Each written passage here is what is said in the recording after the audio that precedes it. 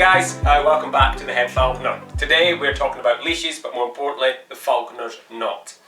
I do know there's people out there that don't have a clue what a falconer's knot is or doesn't know how to do a falconer's knot. I was taught, and I still do it with all my birds, if you cannot do a falconer's knot, you do not get to fly or handle my birds. That's how I was taught. I had to learn knot before I got to fly any birds with my first place I worked at. And I think that's very important because obviously if you're tethering the bird, the falconer's knot, it's designed that the bird might bait, but you tend to find that the knot doesn't tighten. But more importantly, if you're out in the field with friends, or even if you're out in the field yourself and you're going to where you're going to fly your bird, you can attach it to the glove. You can tether it to the glove. I know there is clips out there people can use, but they can fail. A good knot, a good knot, or I should say a good knot, a good rope, falconer's leash, if you check it every day, will not fail when you're out because it's not going to break. So these are leashes that I've made myself. I don't buy in the leashes, I make them myself. We'll cover that on the equipment video. But when you're doing the falconer's knot, it's very important to pretend you've got a bird in your fist. The amount of times I've seen people doing it and this hand's coming in here and trying to help out, you try and do that when you've got a bird on your fist. Your bird's either going to fly off or it's going to get really upset. And what you should never do is put the bird on the block, then do the knot. What happens if it gets spooked? What happens if it flies off? What happens if it jumps and you haven't got a good hold of the end of the leash? Then you tend to find the bird can go off and it's got the leash attached to it, which I would say 99% of the time is certain death for a bird because this hanging from its legs could get tangled up. So you want to pretend today, because we're learning, that you're holding on to a bird. So your hand stays the way you'd hold on to a bird of prey. So it's nice and level. You don't want to drop it because the bird might fly off and walk up your arm. You don't want to raise it because the bird will sit up here. So nice, still and level. So we're going to pretend we're holding on to a bird. Even though we're pretending, we still do it correctly. So the leash goes down 2 fingers, this is how we hold on to a bird, down 2 fingers, back out and hold on to it. So it's secured. That's how we hold on to it. Then we go to our block. So with this block, I'm going to be working here. Arek's going to be working here. He's got a pink leash, I've got my green one. So we're going to loop it over, just pretend we've got a ring like Arek has.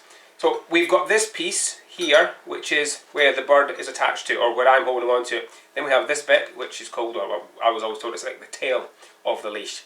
And you want to pick up the tail of the leash with over your first finger, then under your wrist. So you want to, like scissors, so you hold on to it. Now you want to cross your thumb over the one you're holding on to with the bird. And because you made a little, if you do that, you can, well, if I put my hand like that, you made a little V. So you put your thumb in the V.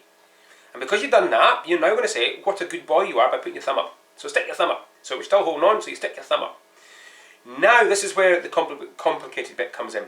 You want to keep your thumb up, but you want to, as you can see, I'm not holding on to this leash here.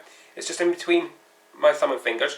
You want to rotate your wrist to the right, and then this little tail here will follow your thumb out of the loop you've made. So it just comes out like so. So what you've made is a loop. And it's very, very simple, very easy. You then put the tail through the loop. And there's your falconer's knot. So as you can see, it can get tugged, it can get pulled, but it still doesn't tighten. It can just come off. So we'll do that again, because Arek's still trying to do it. So let's do it again. So hold on to the tail end. It goes over your first finger, under the rest. The bird, cross the leash with the bird on it, or that you hold on to it, crosses the palm of your hand, so this bit here. So you put your thumb over the top of that one, under the one you're holding on to, and because you've done that, you say good boy, stick your thumb up. Once your thumb goes up, you then rotate your wrist right, and then you want to keep your thumb up, but rotate your wrist right, and then bring it up through your thumb. So Arek's struggling right now because he's got this, so we're going to take this away for a second. There we go, and he's going to do it just on this bar because the thing's moving, so he's struggling a bit. So let's start. But last time, so here we go.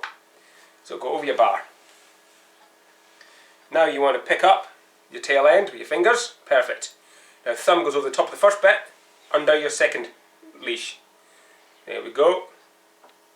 He's now said good boy by putting his thumb up.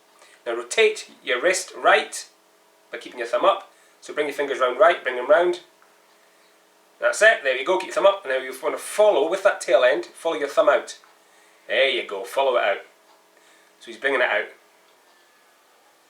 In like so, so you make a loop. As you lost it. Sorry, start again. So, tail end, hold it, so over your first finger, under 2, over your thumb.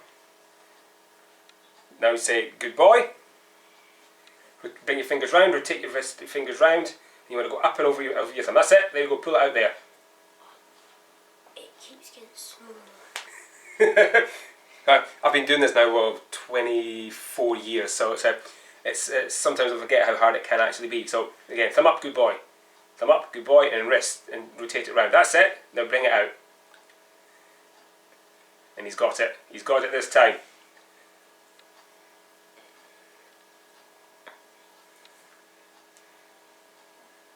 And we've done it. Yes. A little bit of a help. I put it on the ground, but he's still got it. So you make a nice little loop. Now the tail end goes through there. Pull. So there you go. So that's Arek's first attempt at the falconer's knot.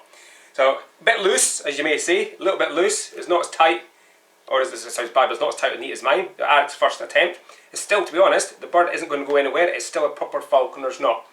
And then the way you undo it, all you have to do is pull out the tail end, the last bit you put in, pull it out, and then do that. Right, so I'll do it one more time for you guys. So get hold of the tail end over your first finger under two. Important thing is hold it at the fingertips, because that's what makes it easy to put it through. So thumb goes over the first piece of rope, the one that you're holding on with the bird on, under your tail end. And when you do that, you say good boy by putting your thumb up. Rotate your wrist and your fingers to go round. And then all you do is you have to follow your thumb out of that loop you've made. So your leash then follows out to make a loop. And then tail goes through that loop and you pull it. So that's your first falconer's knot. Oh, Arek's just about done it. So that's it, pull the tail through that one. Perfect. So that's your first falconer's knot. But then you've obviously got this bit of rope at the end. You want to tidy that up. You just do another falconer's knot with a slight difference. So it's the same again. Hold on to the tail, over your first finger, under the other ones, fingertips. Thumb over the top of the one that the bird's on, thumb underneath of the one you're holding on to. Say good boy, put your thumb up, rotate your fist through. Same again, bring it through where your thumb is, but this time don't make a loop like this. Pull it all the way through. That just tidies up. Some people call it a safety knot, but also it just tidies up the mess, so it keeps it nice and secure.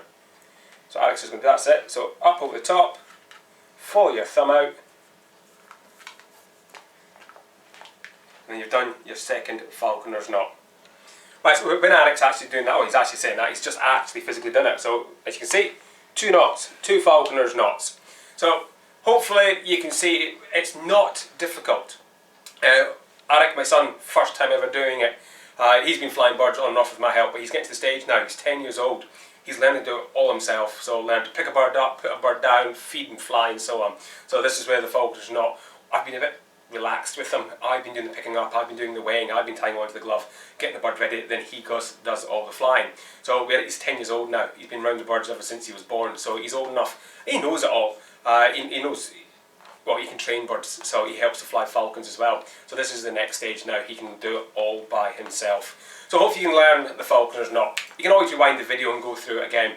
If you found it helpful, let us know. If you didn't, also let us know. Because like I said, I don't like teaching the falconer's knot. So I've tried to do it in a way, or tried to describe it in a way that I was taught. So please do let us know if you found it useful or not. We will be doing more videos on equipment and so on. They'll be here in the next few days. But as always guys, if you haven't subscribed, please do. And we'll see you again soon. Stay well. Cheers.